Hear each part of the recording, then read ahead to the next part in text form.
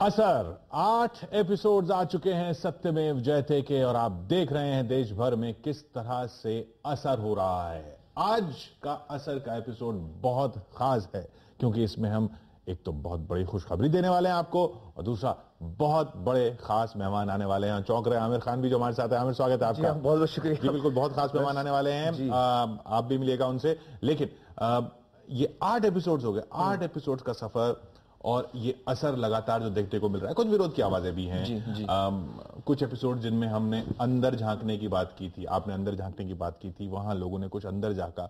लेकिन कुछ एपिसोड जिनमें कुछ विलेन आइडेंटिफाइड हैं कि ये लोग कुछ गलत कर रहे हैं या इन लोगों की वजह से गलत हो रहा है, जानबूझ के ना कर रहे हो बेशक, वो थोड़ा विरोध भी हो रहा है। लेकिन बात जो थी कि दिल पे लगनी चाहिए वो लग रही है। जी जी जी, मुझे खुशी है इस बात की कि लोग इतने मजबूती से और इतने जज्बाती तौर पे और मानसिक तौर पे सोच समझ के इस शो के साथ जुड़ रहे हैं।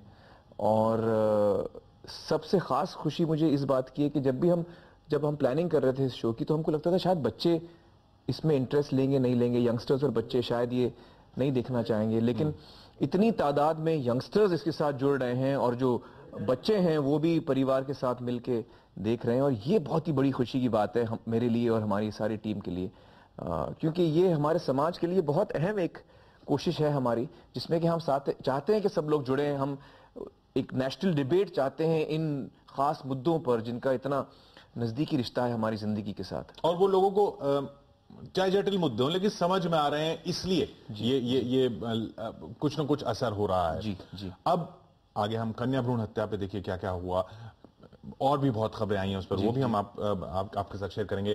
और जेनरिक दवाओं पर तो बड़ी घोषणाएं हैं। थोड़ा सा हिंट मैंने आपको दे दिया कि बड़ी खबर कौन सी है और बड़े गेस्ट कौन से हैं हमारे आज। लेकिन इस एपिसोड की, जो अभी का एपिसोड, जी हाँ जी हाँ, कि खाने में हम जहर क्यों लें, ये ऑर्गेनिक फूड, जी जी, इस पर कुछ लोग विरोध भी कर रहे हैं कि नहीं, ये ऐसे इतना सरल नहीं है। उस पर आप क्या कहेंगे? अब देखिए, ऐसा है कि जैसे हमने शो पे भी कहा, 2 विचारधाराएं हैं, और जो लोग ये कहते हैं कि वो पेस्टिसाइड के बगैर हम उत्पादन उतना नहीं कर पाएंगे, वो या तो ठीक से जानकारी नहीं है उनको, क्योंकि जिस किस्म की जैविक खेती एक जमाने में हुआ करती थी, अब उससे हम कहीं आगे बढ़ चुके हैं। अब जो हम जैविक खेती करते हैं, लोग उसमें उत्पादन बढ़ता है। और ऑर्गेनिक फार्मिंग या जो जैविक खेती की बात अब की है जी, वो वाली नहीं है जो मॉडर्न टेक्निक्स जो हैं। जी हाँ, क्योंकि इस वक्त बहुत सारी जो हमारी रिसर्च में ये सामने बात आई है कि बहुत सारे किसान हैं, बहुत सारे एग्रीकल्चरल साइंटिस्ट हैं जो ये कर रहे हैं और उनको उत्पादन अच्छा मिल रहा है, और जो जीवनी शक्ति है मिट्टी की वो कायम रख रहे हैं, उसको और जीवित कर रहे हैं, जो कि जिसकी हमें सख्त जरूरत है। तो जो लोग ज्यादातर अब जो ऑब्जेक्ट कर रहे हैं वो पेस्टिसाइड कंपनी के साथ किसी ना किसी तरीके से जुड़े हैं, तो उनको ये डर लगता है कि हमारी आमदनी कम हो जाएगी। ये मेरा ख्याल है, इसलिए वो अभी हमारे साथ भी जुड़ने वाले हैं, हमारे साथ जी हाँ, हम उनकी बातें सुनना चाहेंगे, क्योंकि देखिए ये एक ऐसी चर्चा है जिसमें कि मेरा ये मानना है कि वैसे भी इस वक्त हम जो केमिकल फार्मिंग कर रहे हैं उसमें बहुत बड़ी बड़ी कंपनियां इन्वॉल्व हैं। तो आप ये सारा सोचिए कि जो आवाजें उठ रही हैं हमारे खिलाफ, वो बहुत ताकतवर लोगों की आवाजें उठ रही हैं हमारे खिलाफ। ये आप ध्यान में रखें इस बात को। आप अपनी ताकत को कम क्यों आंक रहे हैं? उनकी ताकत चलिए उनकी अलग ताकत है, लेकिन इसमें मैं जो अहम चीज ये कहना चाह रहा हूं कि इसमें हमारा बेसिक मुद्दा, हमारी बेसिक सोच क्या है, वो ये है कि एक रात में तो वैसे भी हम जैविक खेती पूरे देश में नहीं ला सकते। सिक्किम जो राज्य है उसको भी 15 साल लगे ऑर्गेनिक पूरी तरह होने में, अभी भी 2015 में जाके वो ऑर्गेनिक पूरी तरह से ऑर्गेनिक बन जाएंगे। तो ये एक तरीका है शिफ्ट करने का, आप एक दिन में शिफ्ट नहीं कर पाएंगे। किसानों को सिखाना है नई तरीके, धीरे धीरे एक चीज को कम करनी है, दूसरी को बढ़ानी है। तो ये सिलसिला वैसे भी इसमें वक्त लगेगा, लेकिन इसकी तरफ बढ़ने की शुरुआत हमको आज से ही कर देनी चाहिए, ताकि जल्दी से जल्दी हम उस तरफ बढ़े। ये जहर के बगैर खाना, हाँ, मतलब इसमें मेरे मन में तो कोई दो राय है नहीं, हाँ, कि आप जहर के साथ खाना खाना चाहेंगे या जहर के बगैर। चलिए देखते हैं इसका असर। अगर हम किसानों को केमिकल फार्मिंग के लिए सब्सिडीज देते रहेंगे तो जाहिर है हमारी थाली में किसी न किसी हद तक जहर आता ही रहेगा। लेकिन अगर वही सब्सिडी हम उन्हीं किसानों को ऑर्गेनिक फार्मिंग यानी जैविक खेती के लिए दें तो हमारी थाली में पौष्टिक और सेहतमंद खाना आएगा और इससे किसानों की बिगड़ती सेहत पर भी अच्छा असर होगा। इसलिए जितनी जोर से हो सके आवाज लगाइए। आमिर की इस आवाज पर देश भर में आवाज उठने लगी है।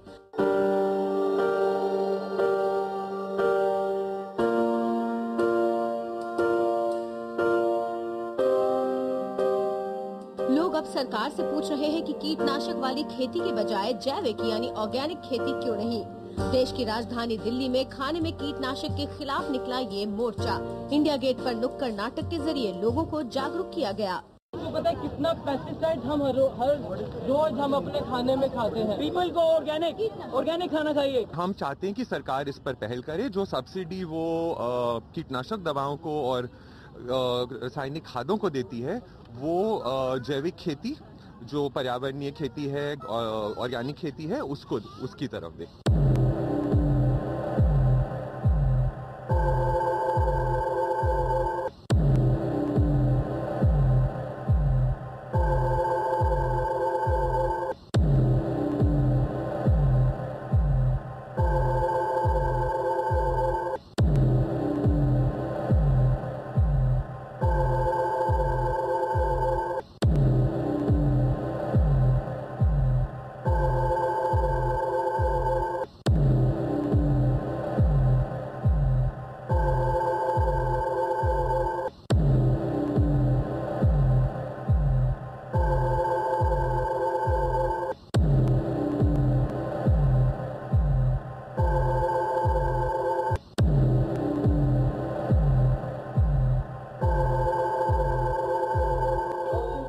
पंजाब के भटिंडा में भी सड़कों पर लोगों का हुजूम उमड़ पड़ा है। हर जुबान पर बस एक ही आवाज, खाने में जहर क्यों। परंतु सत्यमेव जयते का जो कार्यक्रम आमिर खान जी ने पेश किया उससे हमें और भी हौसला मिला और हम प्रण कर रहे हैं कि हम अपने शुद्ध भोजन के लिए बहुत कुछ करेंगे।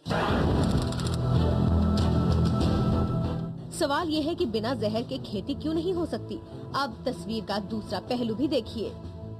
आमिर खान ने पहले अभ्यास करना चाहिए, क्योंकि सिंपल बात यह है कि एक किसान को शायद ऑर्गेनिक फार्मिंग करके फायदा होता होगा, मैं मानता हूँ फायदा होता है, लेकिन सारे देश का अगर विचार किया जाए, यानी माइक्रो लेवल पे विचार करने की जगह पे मैक्रो लेवल पे विचार करे, तो हिंदुस्तान में सारे देश को अनाज पूरा पड़े इतना NPK मिल नहीं सकता, तो इतना अनाज पैदा हो नहीं सकता। लेकिन ऑर्गेनिक खेती करने वाले मुरारका फाउंडेशन की राय कुछ अलग है। फाउंडेशन के डायरेक्टर मुकेश गुप्ता ने बताया कि क्यों ऑर्गेनिक खेती ज्यादा बेहतर है। ऑनियन के अंदर यदि आप केमिकल फर्टिलाइजर अगर बहुत ज़्यादा डालते हैं तो ऑनियन का जो वेट वेट है खेत से जब निकलता है तब तो वेट ज़्यादा होता है, लेकिन जब उसे सुखाएंगे आप तो वो तो सेम ही निकलता है। तो यदि 1 बीघा या 1 एकड़ ज़मीन में कन्वेंशनल ऑनियन अगर जो खाद वाद डाल के पैदा कर रहे हैं अगर वो 40 कुंटल है और यदि किसी ने ऑर्गेनिक किया है तो उसका शायद 30 कुंटल होगा, लेकिन जब दोनों का ड्राई करके वेट निकालेंगे तो सेम आएगा। ऑर्गेनिक खेती के लिए बरसों से मुहिम चला रही वंदना शिवा भी कहती हैं कि ये सिर्फ भ्रम है कि पेस्टिसाइड्स के इस्तेमाल से खेती में उत्पादन ज्यादा होता है। ये जो हरित क्रांति कहते हैं, अगर इतनी सक्सेसफुल थी तो आधा भारत के बच्चे इतनी भूखमरी में क्यों फंसे हैं? हर चौथा भारतवासी भूखा क्यों है? और हर चौथे भारतवासी के आधे भारतवासी किसान हैं जिन्होंने रासायनिक के साथ गेहूं चावल उगाया, बेचा कि रासायनिक का कर्ज दे पाए। ये खेती सुसाइडल इकोनॉमी है। लेकिन ये बहस पेस्टिसाइड्स बेचने वालों की बात सुने बिना अधूरी है।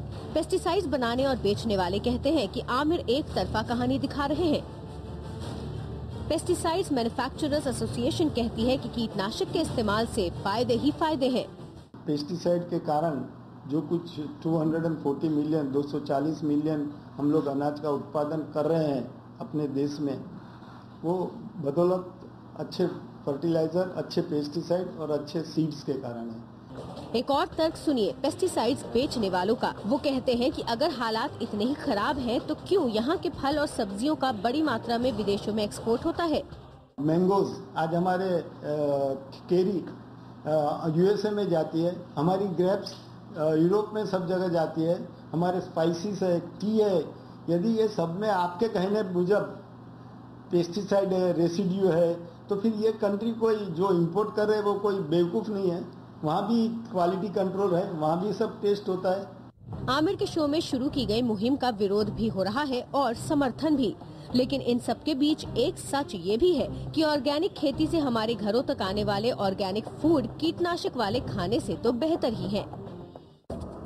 जिस ऑर्गेनिक खेती का समर्थन आमिर खान कर रहे हैं वो आखिर है क्या और कैसे पेस्टिसाइड्स वाली खेती से अलग है?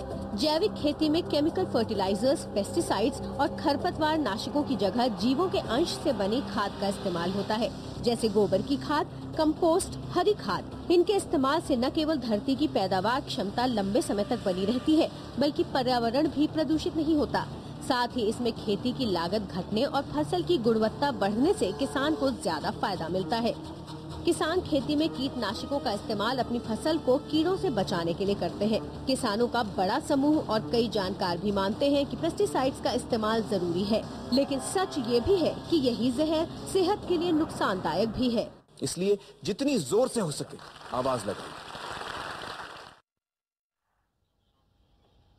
ये बहस बहुत जरूरी है इसलिए क्योंकि ये तो हम अपने शरीर में लेते हैं, ये खाना हम खाते हैं। हमारे साथ पेस्टिसाइड मैन्युफैक्चरर्स एसोसिएशन के प्रदीप दवे साहब जुड़ रहे हैं, वंदना शिवाजी जिनको हमने शो में भी सुना वो हमारे साथ जुड़ रही हैं, और मोनार्का फाउंडेशन जो कई बरसों से ऑर्गेनिक फार्मिंग जैविक खेती कर रहा है उसमें शामिल है, उनके मुकेश गुप्ता जी हमारे साथ हैं, और हमारे साथ डॉक्टर रामू जुड़ रहे हैं सेंटर फॉर सस्टेनेबल एग्रीकल्चर के। आप सभी का स्वागत है। प्रदीप दवे साहब की बात सुनी आमिर आपने, क्या कहेंगे दवे साहब से? दवे जी को मैं पूछना चाहूंगा बल्कि कि उनको क्यों लगता है कि हम जो कह रहे हैं वो गलत है, या जैविक खेती नहीं होनी चाहिए या मुमकिन नहीं है, उनके क्या विचार हैं? Amit ji, can you hear me? Yes I can hear you. पहले तो एक गुजारिश है, यदि आप हमें परमिशन दे तो। जी हम भी आपके चाहने वाले में हैं जी। कयामत से अब तक बट आपने संडे हमारे लिए कयामत खड़ी कर दी और इसे सुलझाना ही पड़ेगा। देखिए, as per the standing committee का रिपोर्ट है गवर्नमेंट ऑफ इंडिया की कि chemical and fertilisers ministry as stated today, आज के दिन में हमारे वहां 90,000 करोड़ के क्रॉप का लॉस हो रहा है पेस्ट एंड डिसीज से। 90,000 crore, it is been stated in the parliament by the minister. And जो आप ये ऑर्गेनिक की जो बात कर रहे हैं, और आप जो अभी कह रहे थे कि हमारे वहाँ जो फूड आता है, वेजिटेबल्स आते हैं, वो उसमें रेसिड्यू रहता है पेस्टिसाइड का, मैं भी नहीं चाहता। जो आप चाहते हैं वो मैं भी चाहता हूँ कि मेरे खाने में भी ये ना आवे, पर ये सही नहीं है। आप उस दिन मेरे कलीग को पूछ रहे थे कि देयर आर मॉनिटर होता है क्या नहीं, ये सैंपल लिए जाते हैं क्या नहीं। तो मैं आपकी जान के लिए बता दूं कि Indian ICR, Indian agriculture councils, they are drawing the sample from 22 centre से 50,000 सैंपल ड्रॉ होते हैं। 50,000 sample of soil, crop, vegetables, and वो जो सैंपल ड्रॉ होते हैं उसमें से हार्डली 2% फेल भी होते हैं, बट विद इन लिमिट। और ये जो सैंपल फेल होना वो यूरोप में भी होता है, USA में भी होता है। मुकेश गुप्ता जी, आप सहमत है दवे साहब की बात से? देखिए, जो बात ये कह रहे हैं इसके अंदर बहुत गैप है। सबसे पहली बात तो ये कह रहे हैं कि साहब 90,000 करोड़ रुपए का क्रॉप लॉस होता है। मैं इनको और एक तरीका बताता हूं। शहर के जितने भी नालों के पानी से जो पानी निकल रहा है उससे सब्जी की खेती करें, 2 लाख करोड़ रुपए की सब्जी होगी। लोग बीमार होते हैं तो होने दो, क्या फर्क पड़ता है। ये ऐसे ही पेस्टिसाइड की बात कह रहे हैं आज कि पेस्टिसाइड खा के लोग बीमार हो रहे हैं तो होने दीजिए। पेस्टिसाइड तो जरूरी है, खेती के लिए जरूरी है।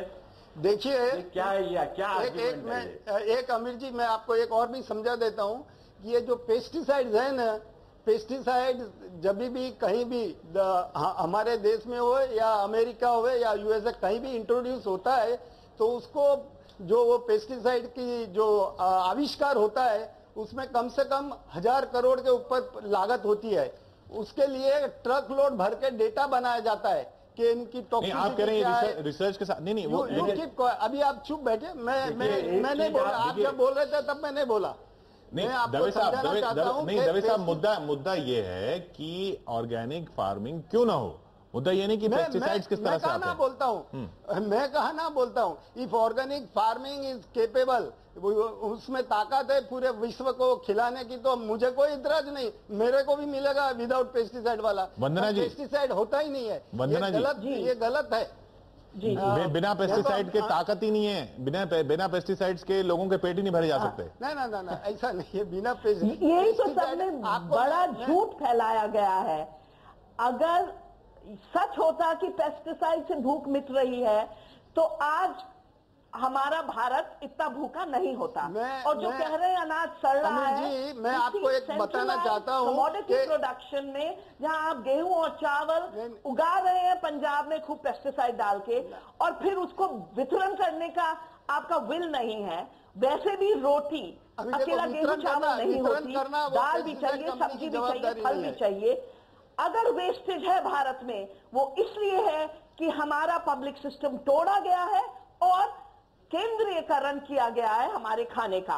वो मुद्दा अलग हो गया। तानिया के द्वारा जी आमिर कुछ कहना चाह रहे हैं। वंदना जी आमिर कुछ कहना चाह रहे हैं। कर रही हूँ और इस जैविक खेती में हमारा उत्पादन ज्यादा है, पानी कम है, किसान की आमदनी ज्यादा है और खाना ज्यादा पौष्टिक है। जैसे वंदना जी आमिर कुछ कहना चाह रहे हैं। 95% पानी केमिकल फर्टिलाइजर्स के साथ जा रहा है और हमारा जो एक्स्ट्रा वेट है वो पानी का वेट है, उसकी वजह से पेस्ट भी ज्यादा लग रहे हैं। इससे हमने पोषण नहीं बढ़ाया है, पोषण कम किया है। पोषण बढ़ाने का एक ही तरीका है, विविधता बढ़ाओ, जैविक खेती बढ़ाओ और विकेंद्रीकरण बढ़ाओ। ये 3 रास्ते अगर हमने अपना लिए तो कल भूख जाएगी, किसानों की आत्महत्या जाएगी, कोई बच्चा भूखा नहीं रहेगा, कुपोषित नहीं रहेगा।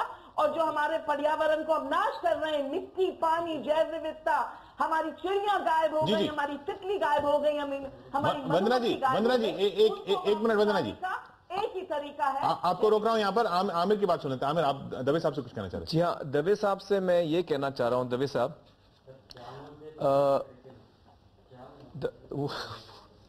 दवे साहब से मैं ये कहना चाह रहा हूं कि दवे साहब हमारे साथ डॉक्टर रामू भी मौजूद हैं और आपने अभी कहा कि केमिकल्स के बगैर खेती जो है वो नहीं हो सकती, उस हद तक नहीं हो सकती। नहीं, मुझे पूरी बात तो बोलने दीजिए दवे साहब, मुझे पूरी बात तो बोलने दीजिए। बताइए। हाँ, तो आप कह रहे थे कि उत्पादन कम हो जाता है, आप इतने लोगों को खाना नहीं खिला पाएंगे अगर हम लोग जैविक खेती करेंगे। सही बात है। तो ये आपका कहना था। तो मैं आपको ये बताना चाहता हूं कि एक तो सिक्किम में आप देखिए एक पूरा राज्य है जहां पर पूरी तरह से वो लोग अब जैविक खेती कर रहे हैं। तो अगर एक राज्य में ये मुमकिन है तो बाकी जगह क्यों नहीं मुमकिन है? आप मुझे ये कहेंगे कि चलिए सिक्किम में एग्रीकल्चरल लैंड जो है वो कम है, मैं मानता हूं इतना एग्रीकल्चरल लैंड नहीं है, लेकिन अगर आप 100 एकड़ में कोई चीज कर सकते हैं तो वो आप 200 में भी कर सकते हैं, वो आप 500 में भी कर सकते हैं। और आपके साथ इसी प्रोग्राम में हमारे साथ मौजूद हैं डॉक्टर रामू जो 35 लाख एकड़ में ये नॉन पेस्टिसाइड फार्मिंग करते हैं। उनसे हम पूछते हैं, वो हमारे साथ मौजूद हैं। डॉक्टर रामू उनका कुछ उत्पादन कम हुआ तो वो हमको बताएंगे। डॉक्टर रामू आप बताइए हमें। ये उत्पादन कम होने की चीज के बारे में जो दावे साहब ने बताया, जो 90,000 करोड़ का यील्ड कम हो रही है, वहाँ जो पेस्ट मैनेजमेंट का जो भी काम नहीं किया है वहाँ कम होने वाला है। अगर पेस्ट मैनेजमेंट ठीक से किया है, वो ऑर्गेनिक से किया तो भी यील्ड रिडक्शन कम नहीं होगा। आंध्र प्रदेश का ज्यादा एक्सपीरियंस है। आंध्र प्रदेश एग्रीकल्चर यूनिवर्सिटी का रिपोर्ट है, मिनिस्ट्री ऑफ रूरल डेवलपमेंट का वेबसाइट पे भी है, आप देख सकते हैं। 9 लाख किसान का यील्ड डेटा वेबसाइट पे है, आप देख सकते हैं। यील्ड डिफरेंस 5% से ज्यादा नहीं है। और यहां मैं और एक बात भी बताना चाहता हूं, हम जब गाड़ी चलाती है मैक्सिमम स्पीड में हम नहीं चलाती है, हम ऑप्टिमम यील्ड में चलाती है, तो क्योंकि हमारा फ्यूल एफिशिएंसी ज्यादा बढ़ेगा। वैसे ही खेती में भी जब करेंगे हमको नेट प्रॉफिट ज्यादा होना है और हमको हमारा रिसोर्सेस को या हमारा खाने को नुकसान नहीं होना है। इसके वो दोनों देख के कितना यील्ड आएगा वो किसान खुद प्लान कर सकते हैं। ऐसा नहीं है कि हर एक क्रॉप में 100% पोटेंशियल यील्ड हमको लाना है। अगर पोटेंशियल यील्ड लाना है तो आज पिछले 5-6 साल का यील्ड देखिए, कौन सा भी क्रॉप में देखिए जहां ज्यादा सा फर्टिलाइजर का पेस्टिसाइड का इस्तेमाल हो रही है, या पंजाब में चावल हो या महाराष्ट्र में कपास को, आप यील्ड देखिए पूरा स्टैग्नेटेड है। और डॉक्टर आमिर, यहाँ पर एक हमने केस स्टडी ये भी की है कि जिसकी हम बात कर रहे हैं कि खाने में जहर, जो लोग ऑर्गेनिक फूड खा रहे हैं, जैविक खेती से बना हुआ खाना खा रहे हैं, उनका क्या एक्सपीरियंस है, वो भी देख लेते हैं। हाँ हाँ, देखिए।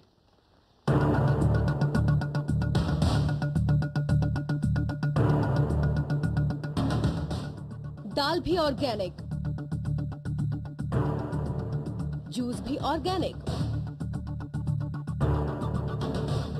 और घी भी ऑर्गेनिक। दिल्ली की रहने वाली आरती कुमार का परिवार पिछले 2 साल से ऑर्गेनिक फूड का ही इस्तेमाल कर रहा है। इसकी वजह जानते हैं खुद आरती कुमार की ही जुबानी। मेरे को काफ़ी स्किन एलर्जीज होने लगी थी और एसिडिटी की प्रॉब्लम बहुत ज़्यादा थी, तो इस वजह से डॉक्टर ने बोला कि आपको केमिकल से प्रॉब्लम है। तो आप अगर देखिए कोई और अल्टरनेटिव, तो हम लोगों ने जैसे मार्केट में जाके सर्च किया तो हमें ऑर्गेनिक फूड मिला। उसमें एक्चुअली ये लिखा हुआ था कि ये अडल्ट्रेशन फ्री फूड है।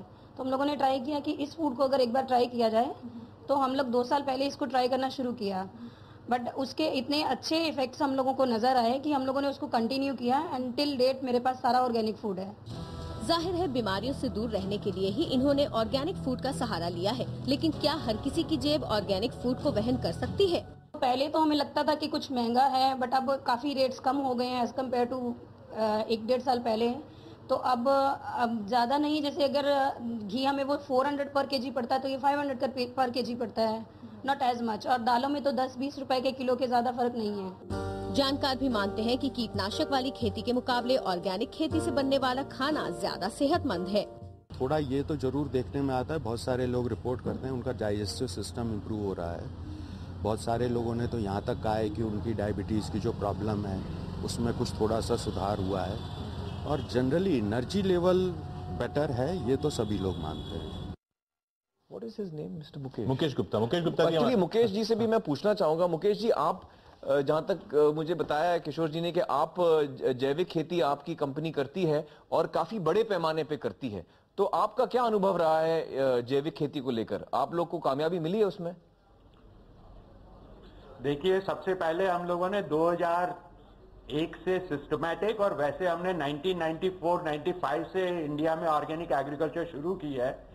शेखावाटी के नवलगढ़ क्षेत्र में करीब 10,000 किसानों से ये प्रयोग शुरू किया।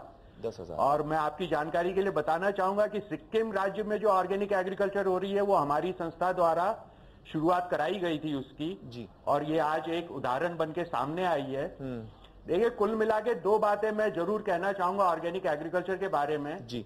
एक तो ये कि ये आर्ग्यूमेंट की ऑर्गेनिक एग्रीकल्चर करेंगे तो जो है प्रोडक्शन कम होगा, ये बिल्कुल बोगस आर्ग्यूमेंट है, इसके पीछे कोई बेसिस नहीं है जी। दूसरी चीज, ऑर्गेनिक एग्रीकल्चर करके फार्मर को बेनिफिट होता है, ये भी बहुत पक्का एक सबूत के तौर पर बहुत सारे डेटा के साथ कहा जा सकता है जी। मैं एक छोटी सी बात यहां कहना चाहूंगा जी। हमारे पार्लियामेंट में बैठे हुए बड़े किसान, बड़ी जमीनों के मालिक जी, उनको बड़ी सब्सिडी मिलती है, उनको गेहूं और चावल की खेती करते हैं, गवर्नमेंट सपोर्ट प्राइस डिक्लेयर करती है, उसको गवर्नमेंट परचेज कर लेती है। वो लोग कभी ऐसी नीति बना ही नहीं सकते जो कि इस तरह की खेती के खिलाफ हो। वो तो वही नीति बना रहे हैं, पिछले 40 सालों से बनाए जा रहे हैं। तो ऑर्गेनिक एग्रीकल्चर के अंदर एक खाली ड्रॉबैक जो एक है, हम कहते हैं कि एक ड्रॉबैक है मॉडर्न एज के अंदर, वो ये कि it is a more labour intensive agriculture. लेकिन मोर लेबर इंटेंसिव होना तो एक ये अच्छी बात है हमारे देश के लिए। आज पूरे विश्व के अंदर यदि हम खेती के मामले में, जैसे आईटी के लिए हम कहते हैं कि हम विश्व के अंदर नंबर 1 है, अगर एग्रीकल्चर में हमें नंबर 1 होना है तो ऑर्गेनिक एग्रीकल्चर करेंगे तो नंबर 1 जरूर हो जाएंगे हम लोग जी। और उसका आप कह रहे हैं उसमें ज्यादा हाथ लगते हैं, लेबर इंटेंसिव।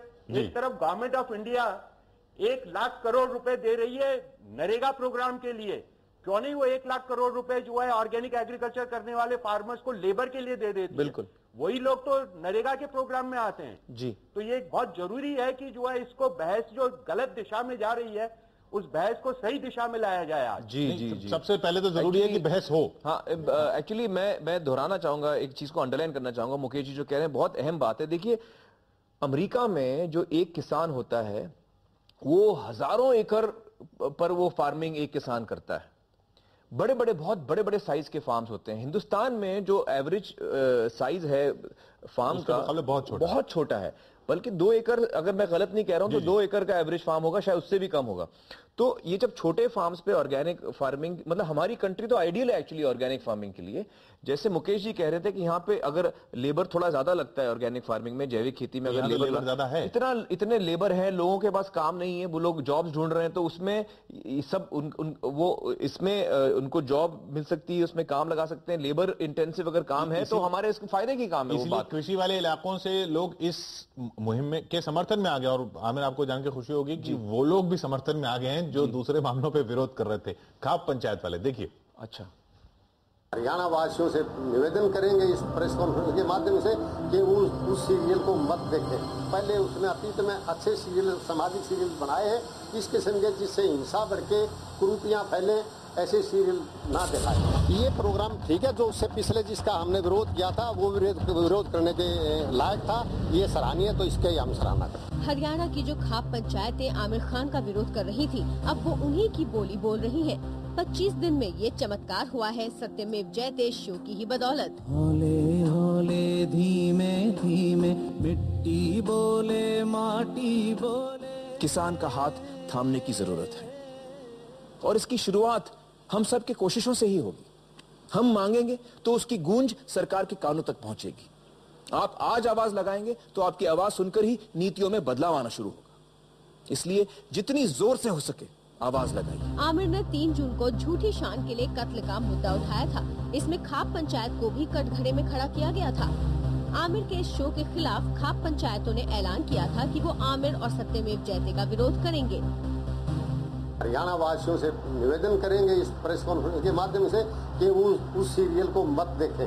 पहले उसने अतीत में अच्छे सीरियल, सामाजिक सीरियल बनाए हैं, इस किस्म के जिससे हिंसा बढ़ के कुरीतियां फैले, ऐसे सीरियल ना दिखाएं। लेकिन अब यही कुलदीप ढांडा कीटनाशक खेती के खिलाफ आमिर की मुहिम को समर्थन दे रहे हैं। सत्यमेव जयते सीरियल का प्रोग्राम देखा तो उसके देखने से कीटनाशकों का कितना कुप्रभाव हमारे जनजीवन पर पड़ रहा है, उससे हम बहुत प्रभावित हुए, और उसी को देखते हुए हमने ये निर्णय लिया है कि जो पेस्टिसाइड का और इस्तेमाल किया जा रहा है वो जीव सृष्टि के लिए ही खतरा है।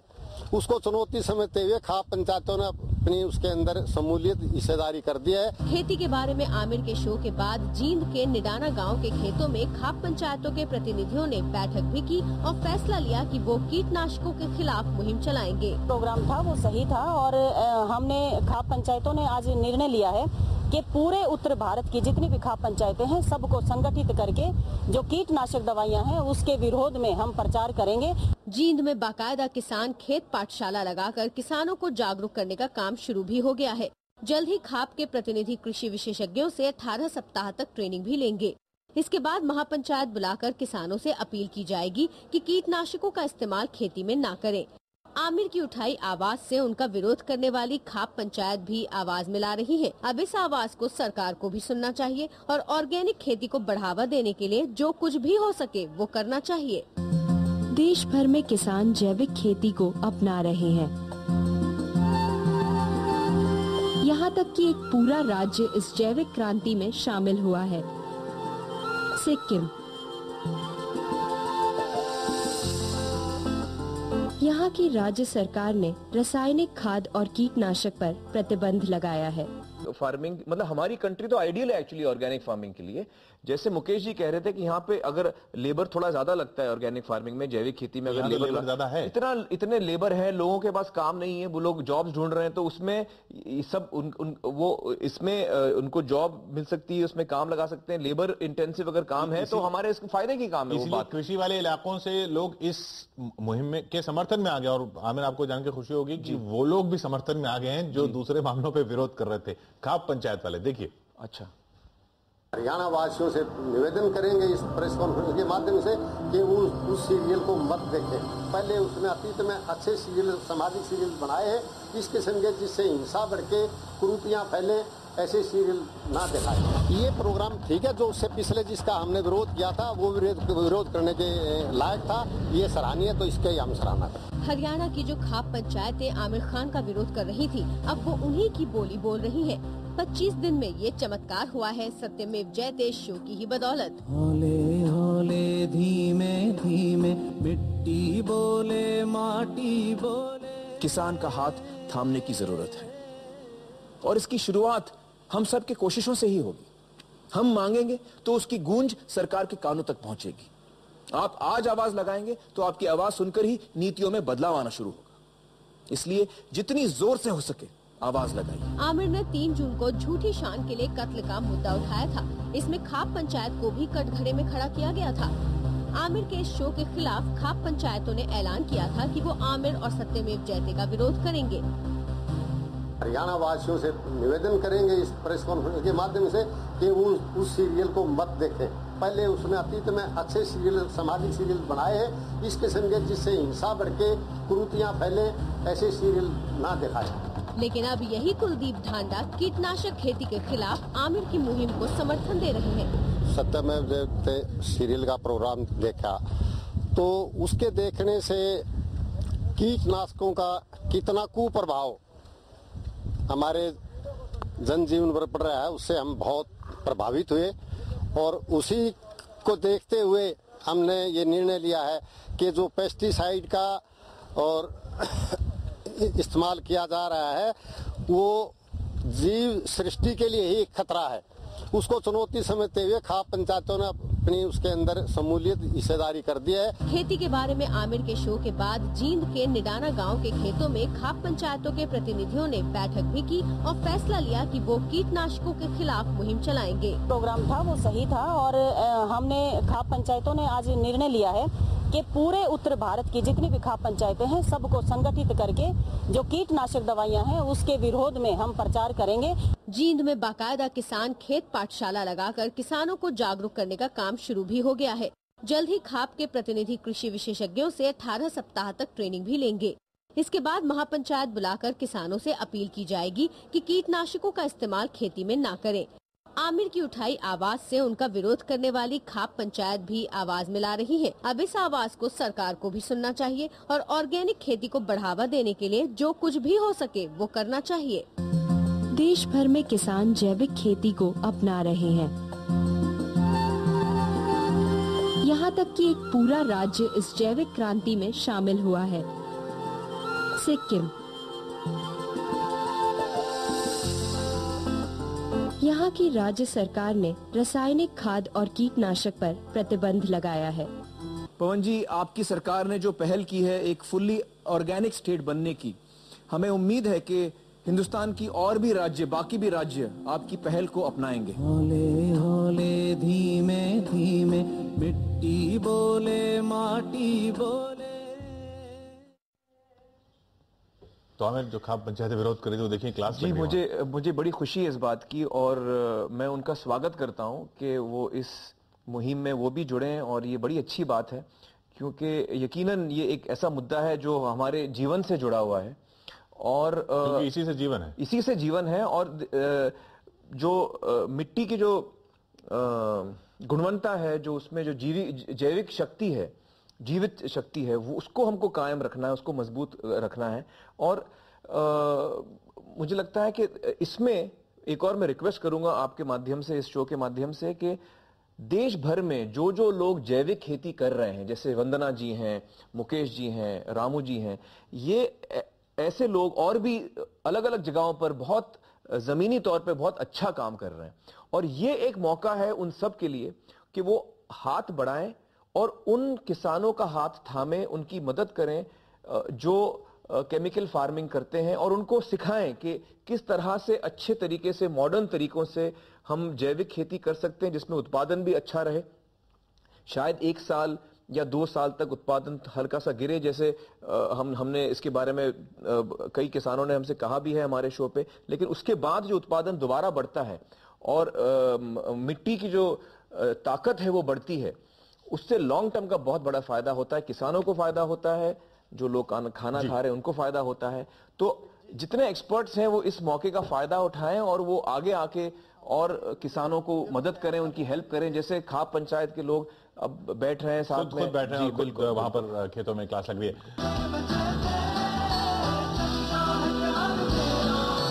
तो असल में तो अभी तो हमने बात की जैविक खेती की और अब बात जेनरिक दवाओं की। वो असर अब भी जारी है और डॉक्टर रमन सिंह हमारे साथ इसलिए हैं क्योंकि छत्तीसगढ़ में उन्होंने बड़ी घोषणा की है। उनसे हम बात करेंगे, राजस्थान में क्या क्या हो रहा है उसकी बात करेंगे और केंद्रीय स्तर पर जो एक नीति आने वाली है जिसके तहत हर सरकारी डिस्ट्रिक्ट अस्पताल में जेनरिक दवाएं दी जाएंगी, वो एक बड़ी खुशखबरी है आमिर। जी जी, तो देखते हैं पहले तो कि क्या क्या हो रहा है छत्तीसगढ़ और बाकी राज्यों में। जी हाँ, जी हाँ। दवाइयों का जो कॉस्ट होता है, जो उनको बनाने का खर्च होता है, वो बहुत ही कम होता है और हमें इन कम दामों में ये दवाइयां मिल सकती हैं अगर हमारी राज्य सरकार जेनेरिक मेडिसिन की दुकानें खोले, जैसे राजस्थान सरकार ने किया है और जिसके लिए हम उन्हें सलाम करते हैं। 27 मई को सत्यमेव जयते शो में सस्ती जेनेरिक दवा को जरूरतमंदों तक आसानी से पहुंचाने के लिए आमिर खान ने आवाज उठाई। आमिर की इस मुहिम का बहुत बड़ा असर हो रहा है। कई राज्यों में जेनेरिक दवा स्टोर खोले जा रहे हैं। यही नहीं, देश का स्वास्थ्य मंत्रालय भी जैसे सोते से जाग गया। टाइम्स ऑफ इंडिया अखबार ने खबर छापी कि 22 जून को स्वास्थ्य मंत्रालय ने बयान दिया है कि सस्ती और जेनेरिक दवा देश के हर सरकारी अस्पताल में इस साल अक्टूबर-नवंबर तक उपलब्ध हो जाएंगी। सरकार की कोशिश है कि जरूरी 348 दवाएं जो कि जरूरी दवाओं की राष्ट्रीय लिस्ट में आती हैं, उन्हें मुफ्त में मरीजों को उपलब्ध कराया जाए। केंद्र सरकार की इस बड़ी कोशिश के अलावा कई राज्यों में भी जेनेरिक दवा को घर घर पहुंचाने की मुहिम शुरू हो रही है। सरकारी तो सरकारी, आमिर की मुहिम में प्राइवेट अस्पताल भी शामिल हो गए हैं। राजस्थान में अजमेर के मशहूर मित्तल अस्पताल में भी जेनेरिक दवाओं का स्टोर शुरू हो गया है। यहाँ की फार्मेसी में बाकायदा बोर्ड पर जेनेरिक दवाओं के नाम और कीमत की लिस्ट भी लगा दी गई है। जो अनअफोर्डेबल पेशेंट है उनको कॉस्ट इफेक्टिव मेडिसिन मिल सके, उनको कॉस्ट इफेक्टिव ट्रीटमेंट मिल सके, उसके लिए मित्तल हॉस्पिटल ने ये जेनेरिक मेडिसिन का एक काउंटर स्टार्ट किया। अस्पताल में डॉक्टर भी मरीजों को जेनेरिक दवा ही लेने का सुझाव दे रहे हैं। डॉक्टर मरीजों को ये भी बताते हैं कि ब्रांडेड दवा जैसी ही असरदार होती है जेनेरिक दवा। ये अपने आप में जो गरीब लोग हैं और आजू बाजू के गांव के लोग हैं जो कि इतना पेमेंट नहीं कर सकते हैं, उनके लिए बहुत अच्छी शुरुआत मित्तल हॉस्पिटल द्वारा करी गई है। आमिर के शो के बाद राजस्थान के मुख्यमंत्री अशोक गहलोत के आदेश पर सरकारी अस्पतालों में पहले से ही जेनेरिक दवा मिल रही है। राजस्थान की तरह ही छत्तीसगढ़ सरकार ने भी जेनेरिक दवा को हर मरीज तक पहुंचाने की मुहिम शुरू कर दी है। राज्य के स्वास्थ्य मंत्री अमर अग्रवाल ने एबीपी न्यूज से कहा है कि जेनेरिक दवा का एक स्टोर रेड क्रॉस की मदद से अंबिकापुर में खोला गया है। सभी सरकारी अस्पतालों के डॉक्टर्स को निर्देश दिए गए हैं कि वो जेनेरिक दवाएं ही लिखें। शासकीय डॉक्टरों को निर्देश दिए गए हैं कि केवल जेनेरिक दवाई लिखें, जिससे जो गरीब हैं, मध्यम क्लास के लोग हैं, उनको सस्ती दरों पर दवाई उपलब्ध हो सके और इसका क्रियान्वयन हम बहुत शीघ्र कर देंगे। और अब ये देखिए, ये तस्वीर कर्नाटक के बैंगलोर की है। जेनेरिक दवा खरीदने के लिए मरीजों और उनके रिश्तेदारों का ये हुजूम बैंगलोर के मशहूर विक्टोरिया अस्पताल में लगा है। सरकार की तरफ से यहाँ पहला जेनेरिक दवा काउंटर शुरू हुआ है। सरकार ने जेनेरिक दवा स्टोर को नाम दिया है जनता बाजार का। बाकायदा बोर्ड पर ब्रांडेड और जेनेरिक दवा के दामों का फर्क बताया गया है। जगह होना चाहिए, सब गवर्नमेंट हॉस्पिटल्स में ऐसा ही होना चाहिए, सब जगह होना चाहिए। मतलब कोई भी आप मॉलिक्यूल लेंगे वो WHO द्वारा मानित कंपनी ही देंगे, जिसका प्योरिटी पक्का गारंटीड है। दूसरा प्राइस जो गवर्नमेंट देता है वो उसी लिमिट में हम ऑपरेट करें, वो सबसे लोएस्ट जो मार्केट में मिल सकता है वो हम देने वाले हैं। कर्नाटक के मेडिकल एजुकेशन मंत्री रामदास के मुताबिक जेनेरिक दवा को बढ़ावा देने के लिए राज्य भर के डॉक्टरों को निर्देश दिए जा रहे हैं। हमारा इच्छा है हर तालुका और जिला का अस्पताल में जेनेरिक ड्रग हाउस ओपन करके आम आदमी के लिए कम दाम के लिए दाम पे मेडिसिन देने का इच्छा है। वो इच्छे पे हम चालू किया। जेनेरिक दवा के लिए जो आवाज आमिर ने उठाई, उसकी गूंज अब देश के कई राज्यों में सुनने को मिल रही है। मुहिम का असर या कहें बड़ा असर हो रहा है, लेकिन ये मुहिम मुकाम पर उस दिन पहुंचेगी जब कोई जरूरतमंद दवा से महरूम नहीं होगा। पैसों की कमी की वजह से एक माँ अपनी आंखों के सामने अपने बच्चे की जान जाते हुए देखे, जैसा डॉक्टर समित शर्मा ने हमें बताया, ये हम कैसे बर्दाश्त कर सकते हैं। दोस्तों, हमें उस दिन की तरफ बढ़ना है जब चाहे कोई अमीर हो या गरीब हो, हर एक को एक जैसी और बेहतरीन स्वास्थ्य सेवाएं मिलें। तो देखा आमिर आपने असर, और डॉक्टर अमन सिंह हमारे साथ हैं। डॉक्टर अमन सिंह, बहुत बहुत स्वागत है आपका और बहुत बहुत मुबारकबाद आपको इस कदम को उठाने के लिए। धन्यवाद। जी हाँ, ये वाकई डॉक्टर साहब आपने इतना बड़ा काम किया है छत्तीसगढ़ में, आपने ये जो ऐलान किया है, हम आपको बहुत मुबारकबाद देते हैं, सलाम करते हैं आपको कि वहाँ की जो गरीब जनता है उसके लिए आपने इतना बड़ा कदम उठाया है। बहुत बहुत मुबारकबाद हम सब की तरफ से।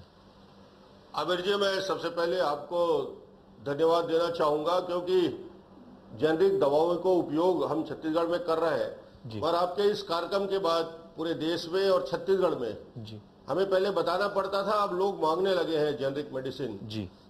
और एक बात हम अपनी सरकार 2007 से हमने निर्णय लिया कि हमारे शासकीय अस्पताल में जितनी भी दवाइयां हम देंगे वो जेनरिक मेडिसिन होगी, और करीब करीब 60 करोड़ का ईयरली हमारा बजट जो होता है हम जेनरिक मेडिसिन ही परचेस करते हैं। ये 2007 से हमने इसका उपयोग किया है। अब ये इतना लोकप्रिय हो गया कि अब लोगों ने ये समझ में आया।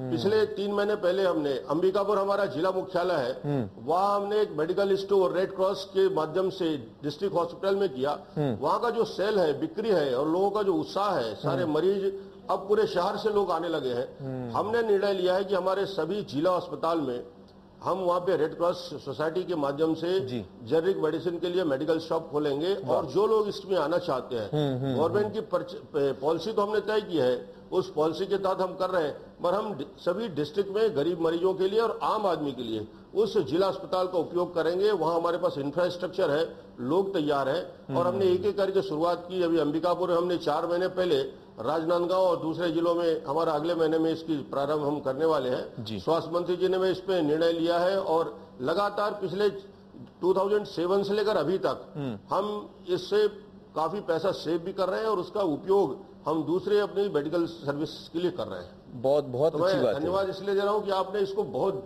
ज्यादा लोकप्रिय किया। हर व्यक्ति अब इस बात को जानने लगा है कि क्या इनके मॉलिक्यूल्स, क्या इसका गुणवत्ता और जो असर, जो प्रोग्राम है इसका असर होता है कि नहीं। तो हमने कहा कि ये सेम मॉलिक्यूल्स हैं, ब्रांडेड नेम बदल जाते हैं, और जो दवाइयां हैं वही है, क्योंकि कंपनियां और बेहतर बड़ी कंपनियों से हम खरीदें तो उसका असर नहीं होगा, और मॉलिक्यूल्स तो एक है। तो इसमें जो कॉस्ट एक्स्ट्रा लगता है 40% 50%, वो उनके दूसरी एजेंसियों में खर्च चला जाता है। तो इसको जन जन तक पहुंचाना, और गरीबों के लिए 40% की सेविंग है, कहीं 50% सेविंग है, तो इसका बड़ा असर पूरे देश में होगा, और छत्तीसगढ़ में हमने देखा है। जी बिल्कुल बिल्कुल बिल्कुल। डॉक्टर साहब, आप तो खुद डॉक्टर हैं, ये जो कंपनियों का, ब्रांडेड मेडिसिन वाली कंपनियों का प्रेशर भी तो रहता होगा। देखिए, ब्रांडेड कंपनियां लगातार इस बात को ऐड भी करती हैं, और कई बार तो पेशेंट ही बोलता है कि मुझे इस ब्रांड की दवाइयां चाहिए। लोग क्रोसिन और कैल्पाल की बात करते हैं, पैरास्टामोल की बात कोई नहीं करता, जबकि हम उसके लिए मॉलिक्यूल्स की बात करें, उसका कॉस्ट बहुत कम हो जाता है। और उसी कंपनी का यदि हम पैरास्टामोल बोलेंगे तो लोगों को समझ में आएगा कि हाँ, हम पैरास्टामोल यूज करना चाहते हैं। तो जिस प्रकार से ऐड हुआ और जिस प्रकार से ये खर्च करते हैं, अब आमिर जी के आने के बाद अब मुझे लगता है कि अब प्रचार प्रसार जितना हुआ है, अब लोग खुद बोलेंगे कि भैया मुझे मेडिकल शॉप में खड़ा हूं, मुझे जेनरिक मेडिसिन दो, एक कॉस्ट चीपर होता है और इसका असर बराबर होता है जो इसके ब्रांडेड दवाइयों में होता है। तो मुझे लगता है ये जन जागृति पूरे देश में हुई है, और ये बहुत बड़ा काम आमिर जी को मैं इसके लिए बधाई इसलिए देना चाह रहा हूं कि हम लोग लगातार प्रयास करते हैं अपने स्टेट में, और आज तो अपने राष्ट्रीय स्तर में जो अभियान चल रहा है आखिरी गांव तक पहुंचे गए। जी जी, बहुत बहुत शुक्रिया। एक्चुअली हमारी कोशिश, लगान का छक्का मारा है इसमें जो लगान की जो जीत थी ना, जो 6 पड़ा था, और आपने, तो ये भी गरीब लोगों के लिए एक बहुत बड़ा कदम होगा। आम जो पेशेंट है हमारे, उनके लिए रिलीफ मिलेगा, और एक जागृति पूरे देश में आएगी। नहीं, मुझे बड़ी खुशी है कि देखिए, हमारी कोशिश ये थी कि हम एक सोसाइटी में, समाज में जागरूकता लाएं, चीज़ों पे रोशनी डालें ताकि लोगों को जानकारी मिले। और हमारा ये मानना है कि जानकारी से, नॉलेज से, इंफॉर्मेशन से लोगों की ताकत बढ़ती है, उनके सोच विचार बदलते हैं, उनके एक्शंस बदलते हैं।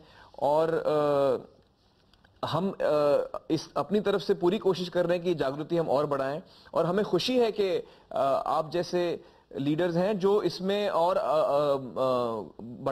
आगे बढ़ के इसमें योगदान दे रहे हैं और समाज के लिए इतना अच्छा काम कर रहे हैं। ये बहुत ही बहुत ही खुशी की बात है। बहुत शुक्रिया आपका डॉक्टर रमन सिंह हमारे साथ जुड़ने के लिए। बहुत बहुत शुक्रिया। छत्तीसगढ़ के मुख्यमंत्री डॉक्टर रमन सिंह हमारे साथ थे आमिर, और देखा आपने वो खुद उनकी ज़बान पे असर ही असर आ रहा है। जी, मुझे बड़ी खुशी हो रही है। देखिए, इससे हमें समझ में आता है कि देखिए कई राज्यों में जो सरकारें हैं वो भी इसमें कई अरसे से लगी हुई हैं इन कामों में। हाँ, कई जैसे उन्होंने बताया 2007 से चल रहा है, अलग अलग राज्यों में चल रहा है, और ये राष्ट्रीय नीति जो बनने वाली है इसमें भी बहुत पहले से काम चल रहा है, लेकिन एक फोकस मिल जाता है, एक फोकस की बात करती है। मुझे क्या लगता है कि एक तरह से जो सरकारें हैं या जो सरकार है केंद्र की भी, उनको भी एक ताकत मिलती है। अगर लोगों में जानकारी हो तो उनको भी एक ताकत मिलती है, सपोर्ट मिलता है लोगों से भी, और ये खुशी की बात है। अब वक्त चेक का जी, और हमारे साथ हैं उमेंद्र दत्त जी, खेती विरासत मिशन के। जी जी जी, और इनका इस हफ्ते का आज का 12 बजे तक का कलेक्शन 1,91,152, और उतना ही रिलायंस फाउंडेशन की तरफ से। ये पहले 4.5 दिनों का 5 दिनों का इकट्ठा हुआ है, और जैसे जैसे आएगा हम आपको जी मैं बस एक ही निवेदन करूंगा कि आपके माध्यम से जो पंजाब के खेत में जहर था वो हमारी थाली में गया, थाली से हमारी खून की रगों में चला गया, मां के आंचल के दूध तक में वो जहर चला गया है।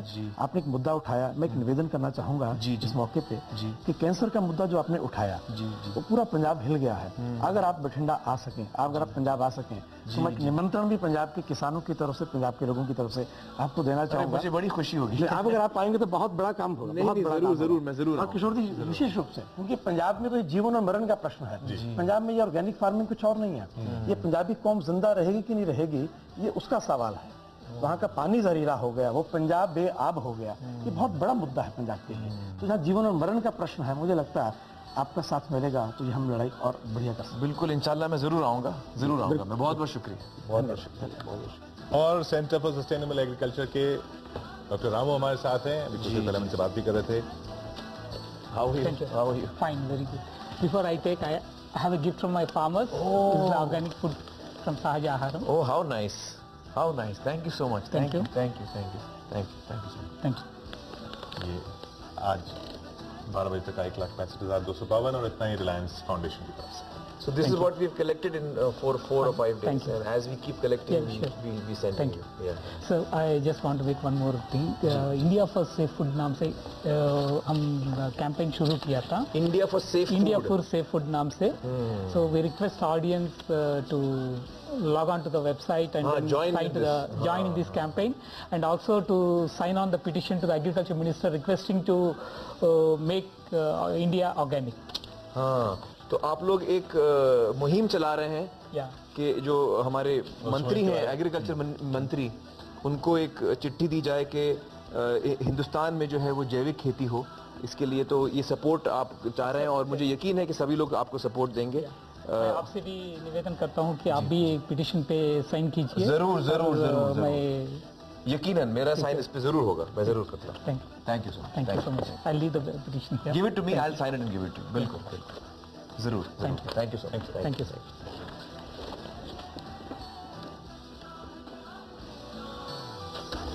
आज तो आप माला माल हो गया। जी हाँ। आपको पता है हुकुमचंद जी जो आए थे हमारे शो पे, जो जैविक खेती करते हैं, उन्होंने वो मेरे लिए संतरे लाए थे जब शो के लिए आए थे, वो शूटिंग के लिए। इतने मीठे, मैं आपको बता नहीं सकता हूँ।